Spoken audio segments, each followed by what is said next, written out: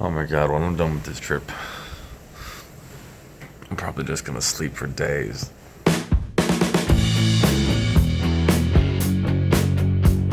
Right now, basically, we came in and we dumped all of our stuff on the ground.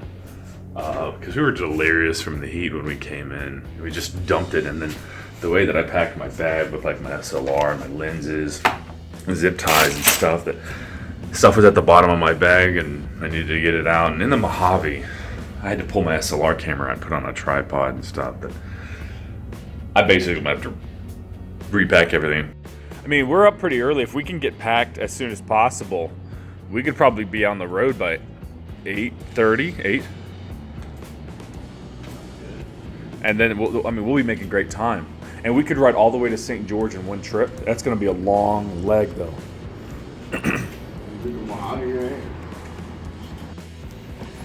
I mean, I have to strap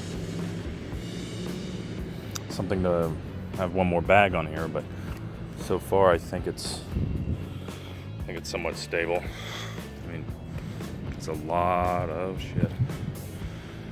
So I got a long sleeve today. I'm gonna cover up because lathering on sunscreen layer after layer after layer, eventually at the end of it you have like a slime on you that you can take a credit card and just scrape it all off when it mixes with the sweat. So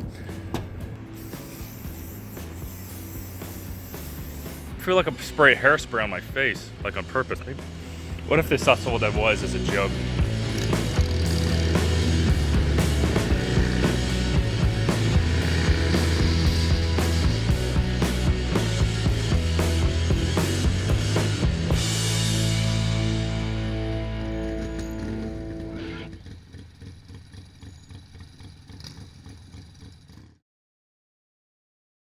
It's already it's 9 in the morning, so yeah, we're ready to get the hell out of here.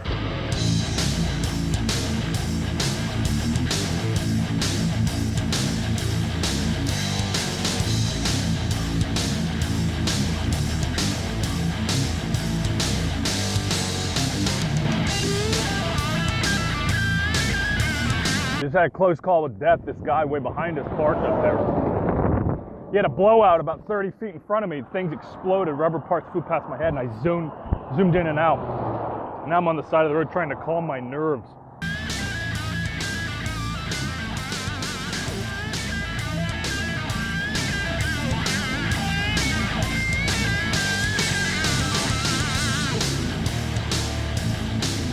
Unfortunately, I didn't have any footage of that exploding tire. The GoPro is actually off when it happened, but that was just one of many close calls that we had.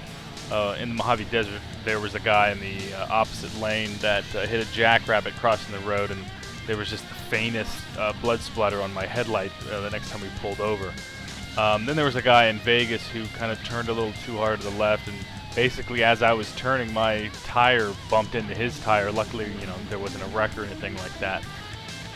Our original game plan was to leave Vegas as soon as possible and then get to Zion in the hopes that we could get our hands on a first-come, first-served campsite. After reading the internet, I started seeing that people start lining up for those campsites at about 4 in the morning. There's no chance for a reserved campsite because people book those, 8-9 months in advance. I mean, this is a huge geological wonder that we're going to here.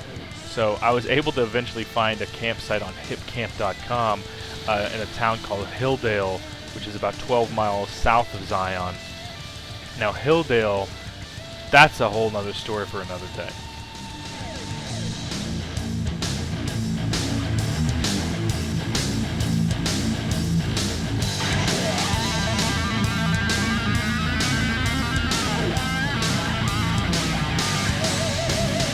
I wanted to take a big picture for you. That's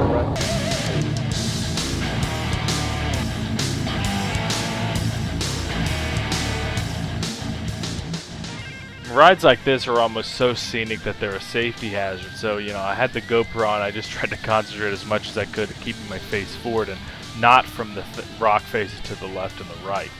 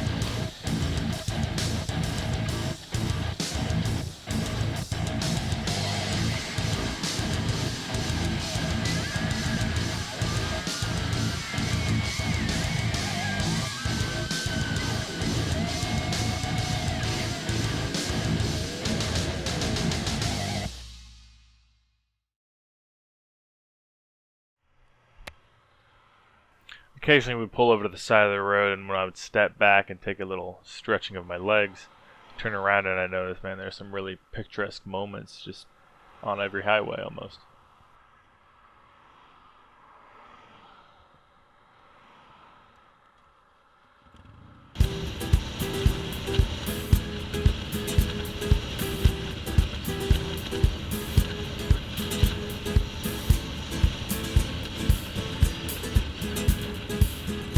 He's like, what?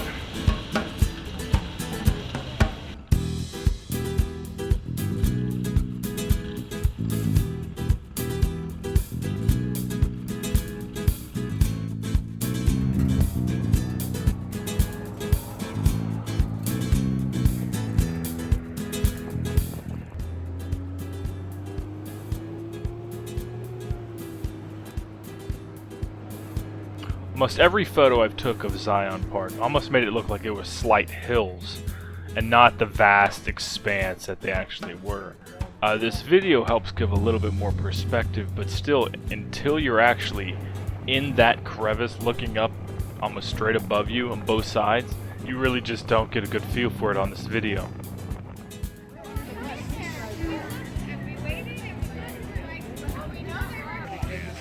This is ridiculous.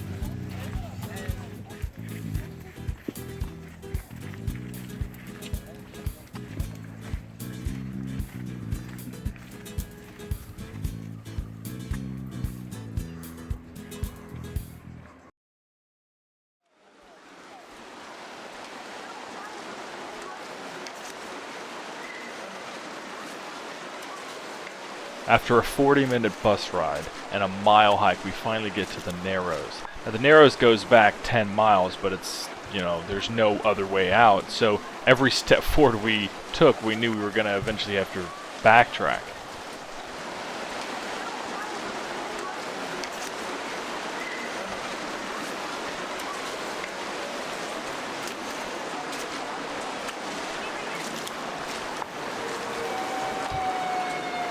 Doesn't like the water, it sounds like. Oh boy, you're on the wrong hike.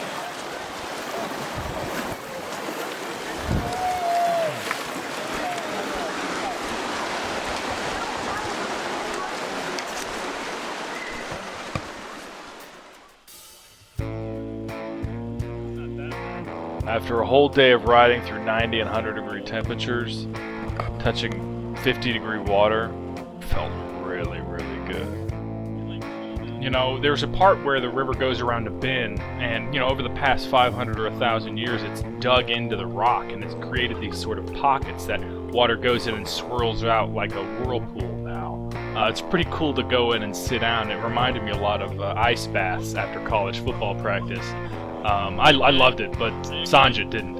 You okay?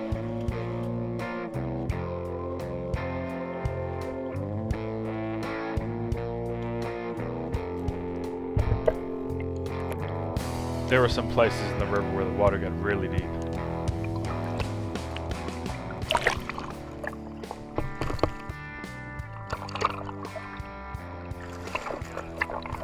Dude, this is like... Can I just chill here for like 5 minutes? This is like...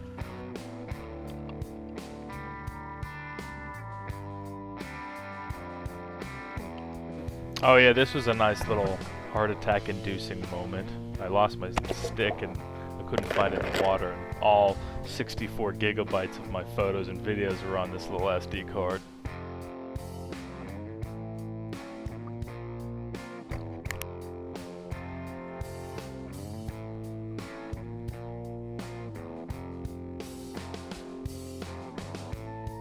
Once we were back on a mile hike back to the line to get on a bus that takes 40 minutes to get back to the visitor center where our bikes are, to then drive 45 minutes off into the middle of nowhere where our campsite is, we realized that we weren't going to make it before sundown.